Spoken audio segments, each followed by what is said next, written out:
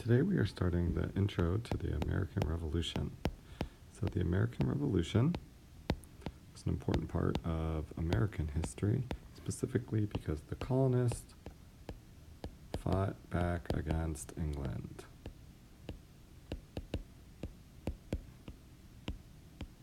So, as you sit here and read through some of the acts, you're going to start to understand why the colonists were getting upset and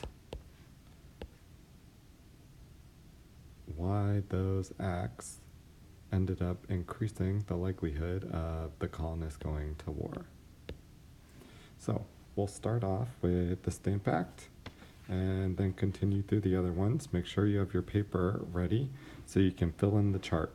I will fill in some of the chart with you, but some of the information you will need to complete on your own. So, one of the first major acts that the British had created against the colonists was called the Stamp Act. So, into your first column, under name of tax, you're going to add the Stamp Act. The Stamp Act was the first time that the colonists really started saying, why are we paying for stuff that the British could easily pay for?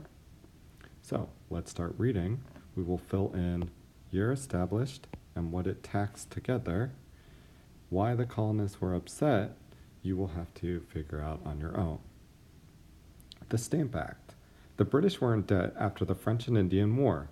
They felt that the colonists should help pay for some of the expenses involved in defending the colonies from the French. The Stamp Act, passed in 1765, required the colonists to pay a tax on most printed materials, such as newspapers, pamphlets, marriages, license, and playing cards. A colonist had to purchase a stamp and place it on any printed document to prove that he or she had paid the tax. The colonists were very angered by the Stamp Act. They weren't upset just about having to pay the tax. They felt that their freedom had been threatened because they had no say in making the law. The colonists resented being taxed without their consent. Throughout the colonies, people responded in a number of ways. Groups such as the Sons of Liberty and the Daughters of Liberty stopped stamped papers from being unloaded at docks. Merchants organized a boycott of British goods. They agreed not to buy anything British. Representatives from 9 colonies formed the Stamp Act Congress and declared that the stamp taxes could not be collected without the consent of the colonists. They demanded that Parliament repeal or do away with the act. Eventually, Parliament repealed the Stamp Act.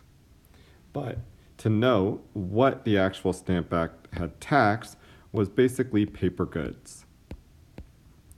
Nowadays, we think of most of the stuff that we do is on the computer so you can avoid paper goods. But during this time, everything was printed onto paper. So having to pay a tax to basically use printed materials or to obtain printed materials was extremely taxing on the colonists.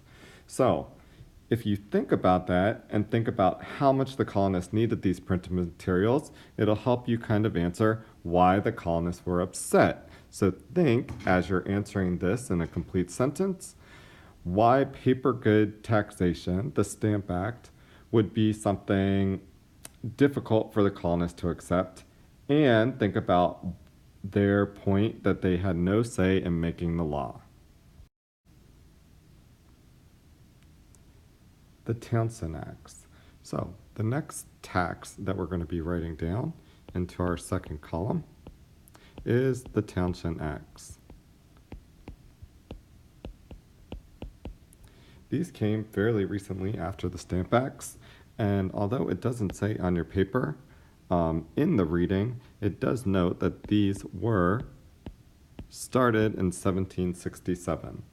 So let's find out more about the Townshend Acts. Charles Townshend, the new British Prime Minister, imposed a small indirect tax on glass, lead, paper, and tea.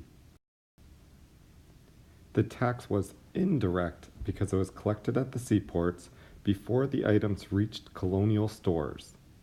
Since the tax would then be included in the price the colonists paid at the stores and not added onto the price like with the Stamp Act, Townshend hoped the colonists would not even notice that they were paying a tax. The colonists, however, recognized the indirect tax. They saw it as an unjust form of taxation without representation. As under the Stamp Act, they organized a boycott of British goods. So, in this case, what it was taxing was glass, lead, paper, and tea. But make sure that you note that it was an indirect tax, So it wasn't coming directly onto the items as if you were to go to the store and they just add the tax. It was happening before the goods reached the store, So they tell you, if you look closely in that second paragraph that begins with the colonists, however, recognized why the colonists were upset. So reread that paragraph and look for why the colonists became upset at the Townshend Acts. Our next ones, by the name of them, were called the Intolerable Acts. And you can guess that they were intolerable for the colonists in America, Again, in the reading, it doesn't directly tell you what year it was established, but we note at the top it was 1774 when these acts started to come into place. So now we've had from the Stamp Act in 1765 to the Intolerable Act in 1774, almost 9 years of different ways of taxation without representation against the colonist. So, as we read through this one, we'll learn about what it taxed and why these intolerable acts started to really make the colonists want to go into the Revolutionary War. One thing to note is that they will mention the Boston Tea Party, which we'll read afterwards, and the Boston Tea Party was an important event in American history, and you'll learn more about it in the next reading. The Intolerable Acts. To coerce means to force someone to do something. The British passed the Coercive Acts in reaction to the Boston Tea Party. They hoped to force colonists to pay for the tea lost and to obey British rule. The Coercive Acts closed the port of Boston and imposed military rule on all of Massachusetts. The Massachusetts legislature and town meetings were suspended. Sam Adams helped to stir up colonial response to these acts. The colonists called the acts the Intolerable Acts because they did not feel that they could tolerate them. The taxes they had been battling were nothing in comparison to this harsh British crackdown on colonial rights. Although the acts applied only to Massachusetts, the other colonies rallied to protest them. The colonists feared that if such British actions were to continue, the rest of the colonies were in danger of losing their liberties as well. On the day the acts went into effect, flags throughout the colonies were flown at half-mast. Meanwhile, in the towns surrounding Boston, Minutemen began to store arms and to train for possible battle at minute's notice. So, as we look at what it taxed, we go back into that first paragraph. So, what they were trying to tax was the tea lost during Tea Party,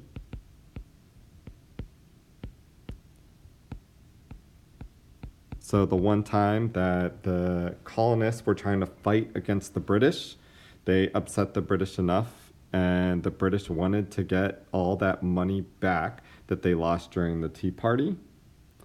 And the Coercive Acts also closed the port of Boston and imposed military rule on all of Massachusetts. So, although they're not paying a tax here, we are going to add that these specific taxes were basically a way of punishing rebellion.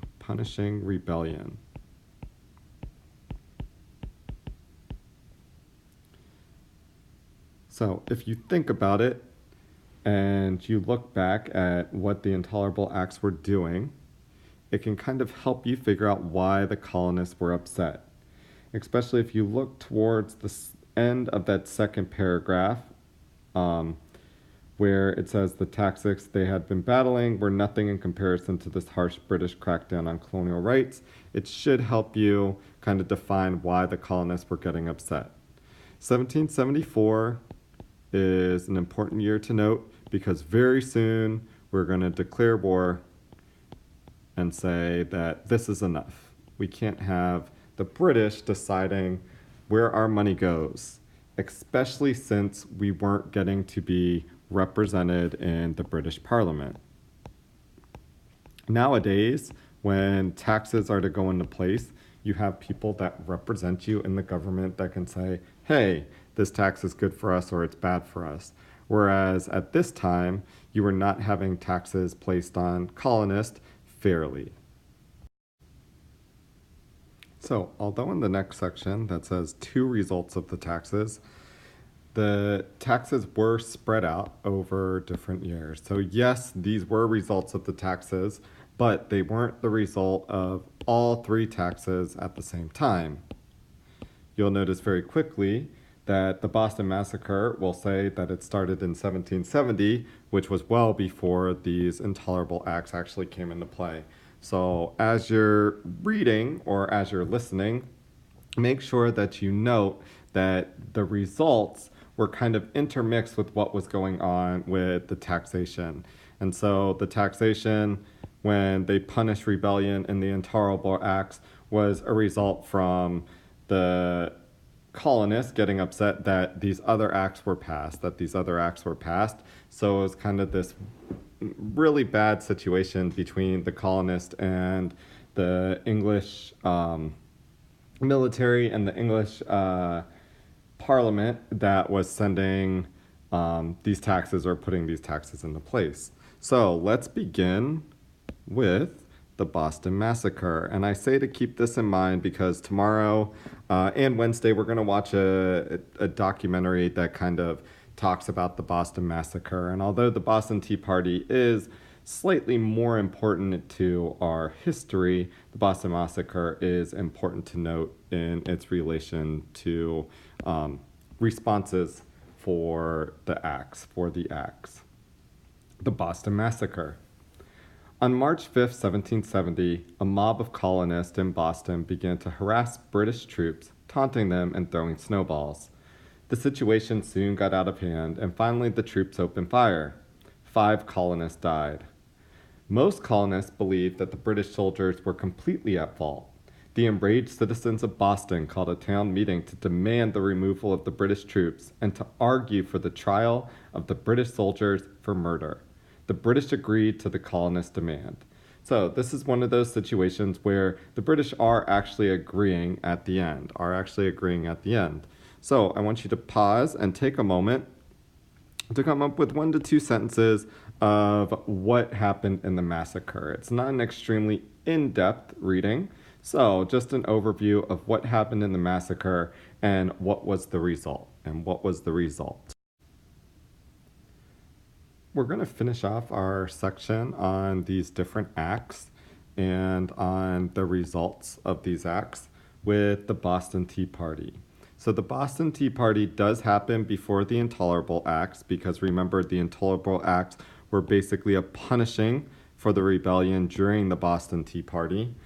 But I wanted to keep this section to the end because the Boston Tea Party is something that really shows how the colonists were angry enough to begin a war. The Boston Tea Party. In 1773, Parliament passed the Tea Act, which gave the British East Indies Company a complete monopoly of the American tea business, meaning that colonists could only buy tea from this company. No other company could compete with it. So just a little side note, to think of the Tea Act, you could kind of think of, because we don't drink as much tea anymore, if you think of one company having all the coffee and you have to buy all the coffee from them. It would kind of make sure that everybody in the US is paying this one company and that one company is getting all the money. So this is basically what was happening. All of the tea that was coming into the US, which was drank as prevalently as coffee, all that money that was getting paid towards the tea was going to the British East Indies Company, which was going back directly to England. So continuing, despite the fact that this act actually lowered the price of tea, the colonists still opposed it. They viewed the Tea Act as merely another example of England making a decision that concerned the colonists without consulting them. To protest the Tea Act, the Sons of Liberty organized the Boston Tea Party. Dressed as Native Americans, colonists raided 3 British ships in the Boston harbor. They smashed open 340 chests of tea and dumped them into the harbor, while a crowd of people watched in approval. So, that last paragraph really gives you those 1 to 2 sentences of what the colonists actually did during the Boston Tea Party. But remember, as it says in the second paragraph, that the Tea Act lowered the price of tea. Though this seems like a good thing, the colonists are still opposing it because they didn't have any choice in the act. They didn't have any choice. Just like our 3 earlier acts, the Tea Act is just another one where the colonists are being forced to listen to the British.